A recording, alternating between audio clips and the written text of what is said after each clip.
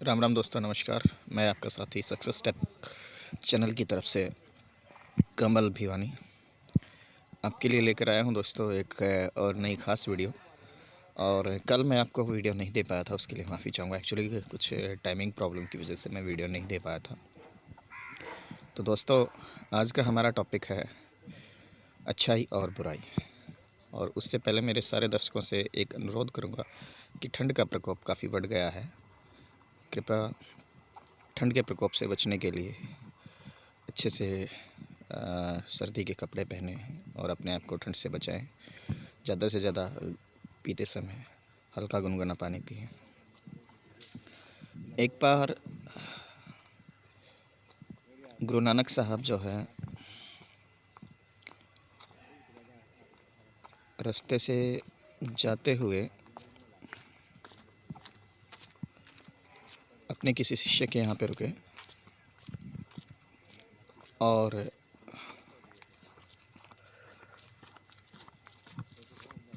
उनके वहाँ शिष्य ने उनका काफ़ी रिस्पेक्ट किया, काफ़ी आदर सम्मान किया और बहुत ही अच्छे व्यंजन गुरु नानक साहब को परोसे। और गुरु नानक साहब 2 से 3 दिन वहाँ रहे और काफ़ी रिस्पेक्ट की। और गुरु नानक साहब ने भी उनको काफ़ी ज्ञानवर्धक बातें उनके जीवन में उतारने के लिए उनको कही और कहा कि अच्छाई और नेकी का मार्ग पर अपनाएं, जिससे जीवन आपका सुधर जाए और भविष्य उज्जवल में हो। और गुरु नानक साहब की ये सारी बातें अपने शिष्य ने बड़ी ध्यानतापूर्वक मग्न होकर दिल में उतारी और कहा, गुरुजी, मैं आपकी इन बातों को हमेशा ताउम्र गांठ बांध कर रखूँगा। और नानक साहब अपने शिष्य की ये बातें सुनकर गदगद हो गए और बोले, ठीक है शिष्य, अब मैं यहाँ से प्रस्थान करता हूँ। और प्रस्थान करने के लिए दोस्तों जैसे ही नानक साहब चले, उसके जो गुरु नानक साहब जी के जो उनके 2 शिष्य उनके साथ थे, उन्होंने नानक साहब से कहा कि नानक साहब, कोई इनको वरदान तो दीजिए, इन्होंने इतनी अच्छी रिस्पेक्ट की, आपकी इतनी अच्छी सेवा की, आदर भाव किया, कोई इनको वरदान तो दीजिए। तब नानक साहब ने उनको कहा कि जाइए और आप उजड़ जाइए, मीन्स कहीं कहीं जगह पर बिखर जाइए। तो काफ़ी सरप्राइज़ हुए मर्दाना साहब उन गुरु नानक साहब की बातें सुनकर। और नेक्स्ट और एक उनका शिष्य था, ऐसे उनका भी खूब आदर भाव किया, रिस्पेक्ट किया, सम्मान किया।